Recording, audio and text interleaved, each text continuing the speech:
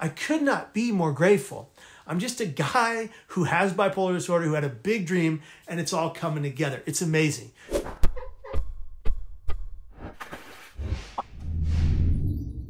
Hello again, friends. I want to say congrats to last week's comment winner. Make sure to watch until the very end of the video for a chance to be a comment winner. And when you comment, of course, always, you will get a chance to have your comment be shown in next week's video. So stay tuned. From wanting to be an actor to making award-winning films and uber viral videos. My story from depression and bipolar disorder to global filmmaking. What's crackin', Hope Nation?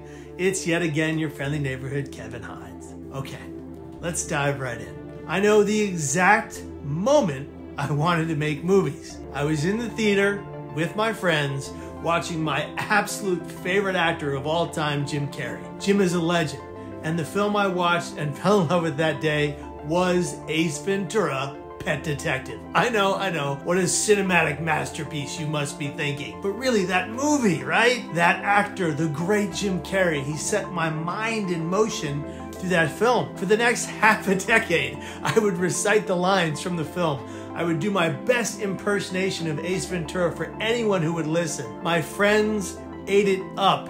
Everyone had seen the film. Even my old babysitter and best friend at the time, Sheila Lee, would let me be her personal entertainer, a line Jim says very famously in the movie. I am not your personal entertainer. Oh man, I loved it. She allowed me to perfect my imitation and craft. When I wasn't performing, I was practicing in the mirror, being invited to the great David Letterman to talk about my latest blockbuster film, Imaginarily. For the longest time, I dreamt about being an actor. Shortly thereafter, entering high school, I auditioned and got the role in all of the school plays and musicals. I even had my first mental breakdown in the middle of one of them. See my video about that topic. After both high school and college acting visions completely collapsed due to mental illness and depression, I had a second breakdown during a college musical performance. It was rough, it was brutal. I gave up on the hope of one day gracing the big screen or the stage, but I still love the craft of acting. Watching films with greats like Daniel Day-Lewis,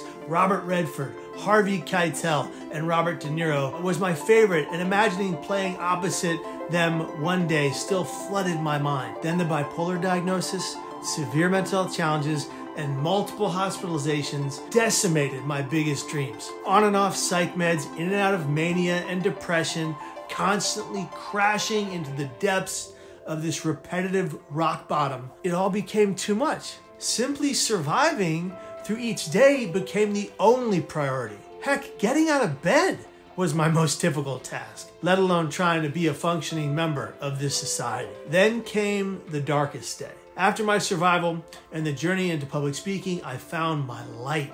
I found my purpose, trying to help others in pain stay right here. Eventually, I wrote my first book, Cracked Not Broken, my second book, The Third Rail, now my third book coming out September 12th, World Suicide Prevention Month, shameless plug. It's called The Art of Being Broken, How Storytelling Saves Lives. I'll leave the pre-sale link in description. It's after all of this that my vision for filmmaking re-emerged, but in a different capacity. I knew what I had to do was to find a way to get behind the camera in documentary films and television, as well as helping to produce uber viral short form media. Today, my videos have been viewed a few billion times. Hundreds of thousands of people watching them have said they saved their lives.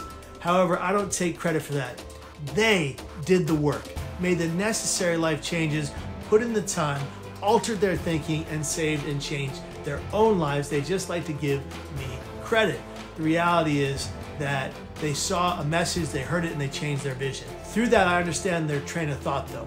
I feel strongly every day that The Rock, DMX, and Deadpool comics saved my life. I still feel that way when I get down. Those stories are for another video down the line. My most recent film, Suicide: The Ripple Effect, I'll put the link in the description below where you can rent that today, has been seen by 2 million people in 20 different countries and been credited with saving over 600 lives. I'm so lucky I get to exist given what I did in my attempt, and now I get to travel around the world and be a small cog in the wheel of this filmmaking existence. I could not be more grateful. I'm just a guy who has bipolar disorder, who had a big dream, and it's all coming together. It's amazing. Jim Carrey has had a powerful enlightenment recently and a bit of a revolution. He's even said that none of this in this world, in this existence, even matters.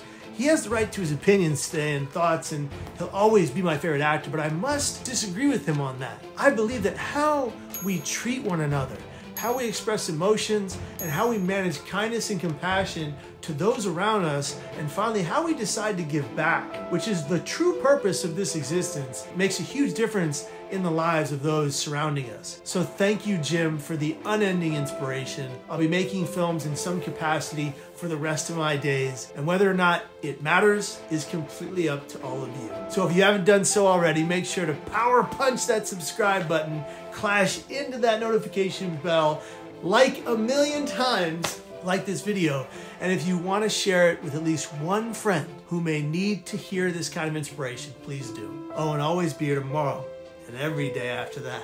You are worthy, you are loved, and you matter to me. You matter to me. See ya. Hope Nation, thank you once again for watching this last video. Stay tuned for next week's video. It's an important one, it's a tough one, and it's all about losing somebody or some people that you love dearly, that you love unconditionally, what that does to you, how loss affects you, and what it means to find hope every day past that loss. It's gonna be an intense one, it's gonna be moving, it's gonna be heartwarming, but it's gonna be important. So I hope you stay tuned for it, and I hope you join me next week about losing someone you love and how to find hope afterwards.